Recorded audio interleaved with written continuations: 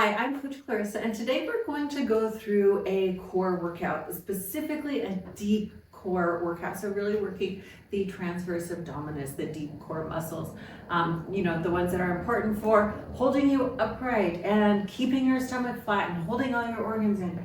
So we're going to start off with a core bridge march. This will get you kind of in tune with the lower part of the transverse abdominis, which is an area that a lot of women sometimes don't have a very good connection with. So with this one, we want to do reps in a slow and controlled manner, really focusing on drawing that pelvic floor up, drawing the transverse abdominis in, and then really making sure that we are maintaining a stable spine throughout the whole exercise. So with this one, you can do it in reps, you can do it for time, either one. You really just want to work within the space where you feel that really deep connection to those muscles. And once you kind of feel like you're going through the motions, you probably should stop the exercise because you are not targeting what you are trying to target. So this is a core exercise that's going to work transverse abdominis. So if you are working on building a smaller waist, if you're working on strengthening the transverse abdominis, if you're working on correcting anterior pelvic tilt, this is a good exercise for you. So you need a foam roller, and you're going to start with your hips elevated on the roller. So we want to lie down,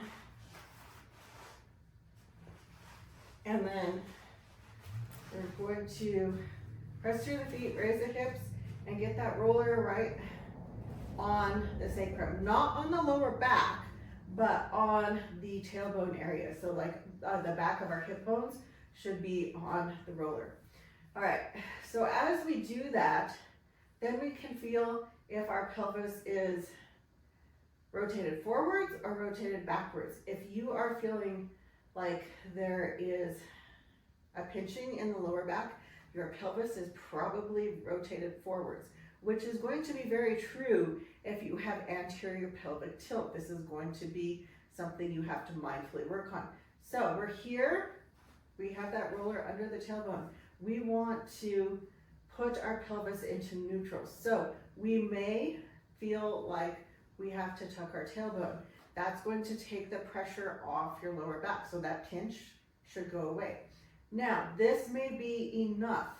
This may be all you do, and just hold that, because to hold the pelvis neutral, we have to contract our core. So right here, you should feel that your core is drawn upwards and in. If that feels good and you feel strong and confident that you can add on, we're just going to start by raising one leg up, hold it. As you hold it, you should feel your core engage again. So coming in and up and down, just like when we do our breathwork exercises, right? And then go ahead and put that foot back down. If you're not feeling any kind of separation here or doming up, then we're going to take that other leg, bring it up, hold it, and then march it down. So same thing here. As we lower that leg, you really should feel all of this is engaging up, in, and down, not coming out into like a peak. We do not want that to happen. Okay, and then bring it up. So to help so that this doesn't dome out, we want to do our exhale as you're lowering. Because it's as we exhale that everything gets drawn together and contracted, like we're bracing. So inhale, draw the leg up, exhale, set it back down. And you're going to repeat this marching. You can do like up to 20 marches. And then, take a break before you do another set. But that is like going to help strengthen transverse abdominis and help also to correct anterior pelvic tilt. Then from there, we move into a hip raise with a yoga block. So when we press down through the inner arches of the feet and activate the inner thighs, that helps also to engage the pelvic floor. So we're doing that to fully engage the whole core in this bridge motion and make sure that we are engaging transverse abdominis and not just hinging from the spine. So with the hip raise with the block, you can do it for reps, you can do it for time. If you're doing reps, I would do between like 10 to 15. You really, really want to feel the head of the hamstrings engaging in this exercise, as well as feeling that deep core work. So this is a floor bridge or a hip raise with a block. So the goal with the block is to place it in between the knees, and we're going to squeeze the block to help activate the pelvic floor. So we're starting, feet underneath the hips, and we want our feet about hips distance apart. We want to make sure that our spine is neutral, that we have that tiny arch in the lower back, but not a big one.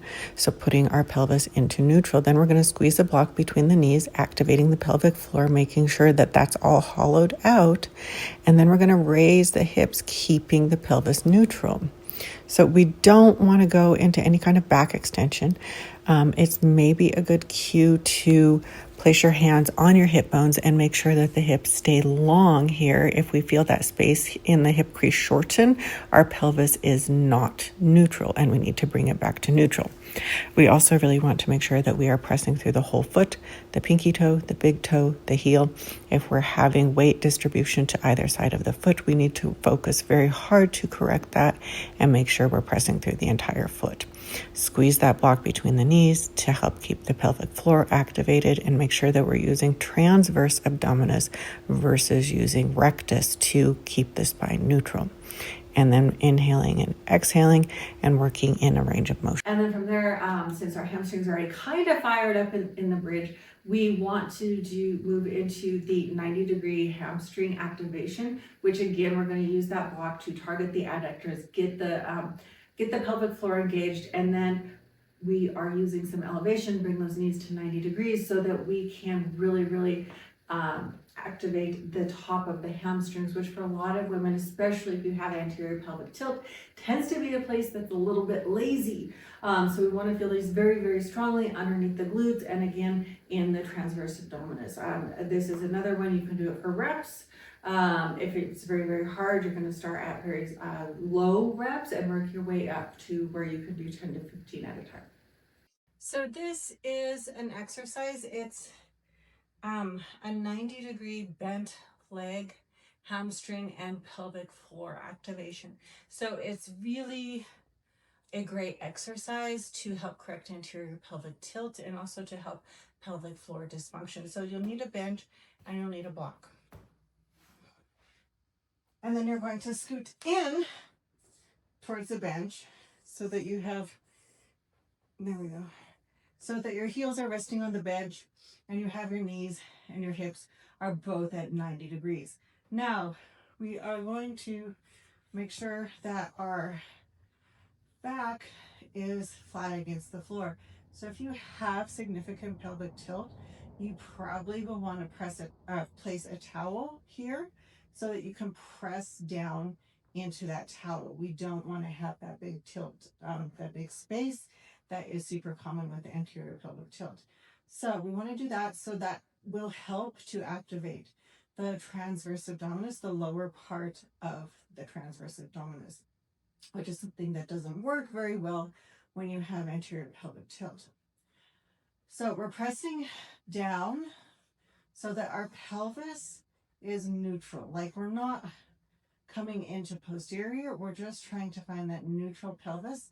You can do that by placing 2 fingers here on the front of your hips and making sure that you have space for 2 fingers. If you don't, and those fingers are squished, you probably are in anterior tilt. So bringing the sits bones up, contracting the transverse abdominis. Now, if you're here and you contract and you feel like it's doming, that is not your transverse working. That is the rectus working. So maybe we just work on relaxing here. We want this to be flat, but strong. That's your transverse. There it is. So when that happens, you should feel that automatically your heels are pressing a little more into the bench here. Then we're going to grab our block. We're going to place it a long ways in between our knees. Now we're going to squeeze the block gently. That should further help to flatten out this bottom part of the core. Then you're going to dig your heels in. When you do that, you should feel there's a little more lift here in the pelvis, getting it more to neutral. And the lower part of your stomach should be nice and flat. Now, what we're going to do is come up into a tiny bridge, and you should feel your hamstrings light up.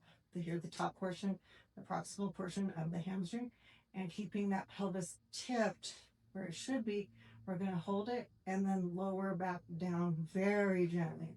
So up, it's just a couple inches, and back down. If at any portion we feel like we're losing that contraction in the core, if we feel like our pelvis is tipping, we want to reset it, find all those connection points again. So make sure your back is flat, gripping the block, heels in, hamstrings on, lower core on, firm but not domed, and then press it up and lower back down.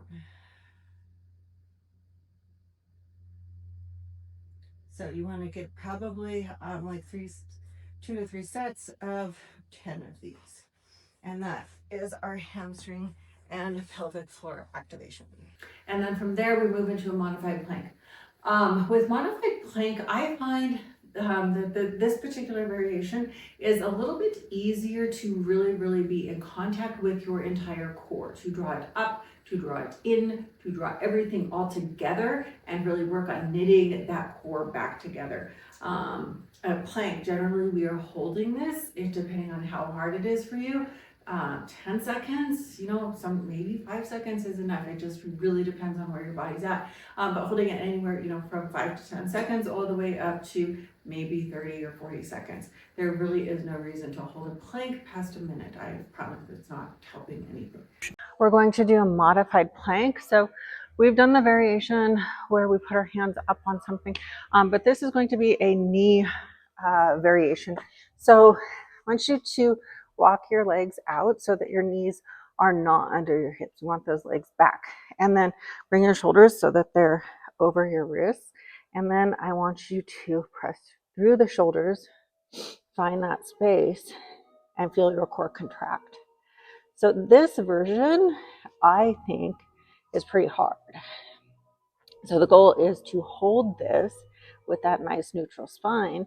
Everything's contracted. So you're drawing the pelvic floor up. You're drawing the core down from the ribs and then in from the sides, and everything is pulled together just like when we do the core bracing, except we're in a modified plank position. Goal is to hold this, 30 seconds is good, up to 1 minute. There's really no reason to hold it beyond 1 minute, and that is a modified plank variation. But that is our deep core workout for today. I hope that you enjoyed it. If you do, please let me know. I'd love to hear your feedback. If you hated it, love to know that as well. Anyway, have a beautiful rest of your day. Be sure to like and subscribe. That way you can be sure to get notified of our next workout.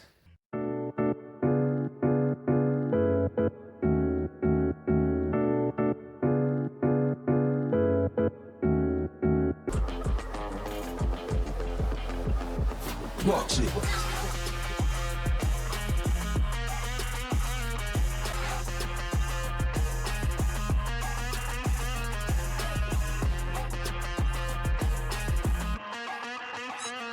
Watch it.